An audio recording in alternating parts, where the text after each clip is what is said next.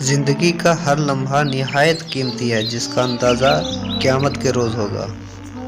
جو اللہ سے محبت رکھتا ہے اس کو انسانوں کی کوئی پرواہ نہیں ہوتی کہ لوگ اسے برا کہہ رہے ہیں یا اچھا۔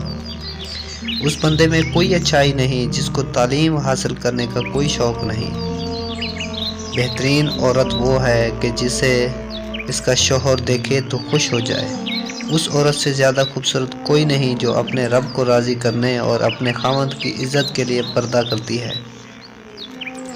جس بندے کی عقل تھوڑی ہوتی ہے وہ جب گناہ کرتا ہے تو اس کی عقل اس کا حوصلہ بڑھاتی ہے کہ یہی کام تیرے لیے بہتر ہے۔ مائیں بدکاروں سے بھی نہیں روٹھتی اور بیویاں پیغمبروں کی بھی روٹھ جاتی ہیں۔ ان لوگوں سے عبرت سیکھو جو دوسرے لوگوں سے عبرت حاصل نہیں کرتے۔ موت سے نہ ڈر بلکہ زندگی سے ڈر، کیونکہ زندگی میں ہزاروں ہفتے پوشیدہ ہیں۔ راحت و سکون صرف اپنے نفس سے دور رہنے میں پوشیدہ ہے۔ وقت کی پابندی انسان کو کامیاب بنا دیتی ہے۔ مطلب پرست لوگوں سے دور رہنا چاہیے کیونکہ یہ آپ کے اچھے برے حالات سے فائدہ اٹھاتے ہیں اور آپ کے لیے مشکلات کھڑی کر سکتے ہیں۔ دوسروں سے مدد مانگنے سے آپ کی ضرورت تو پوری ہو جاتی ہے لیکن عزت ختم ہو جاتی ہے۔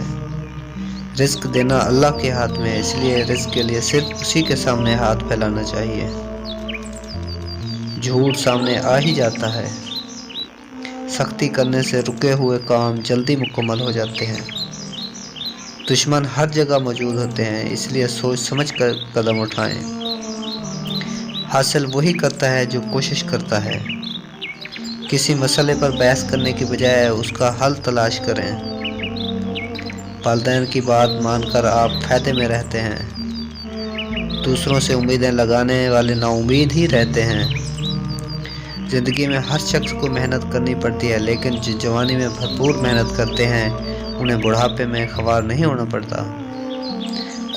خوشی اور غم میں اپنی زبان اور جذبات کو قابو میں رکھیں۔ اپنی طاقت اور حسن پر غرور کرنا بے وقوفی ہے کیونکہ دونوں نے ایک دن ختم ہی ہو جانا ہے۔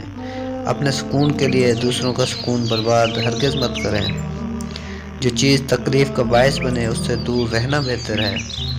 دعوت کے لیے مہمانوں کا انتخاب سوچ سمجھ کر کریں۔ جوانی میں اللہ کی عبادت کرو کیونکہ اس عبادت کا ثواب زیادہ ہوتا ہے۔ جو شخص ایک جگہ سے دوسری جگہ بار بار دھوکہ کھائے اس سے بڑا بیوقوف کوئی نہیں ہے۔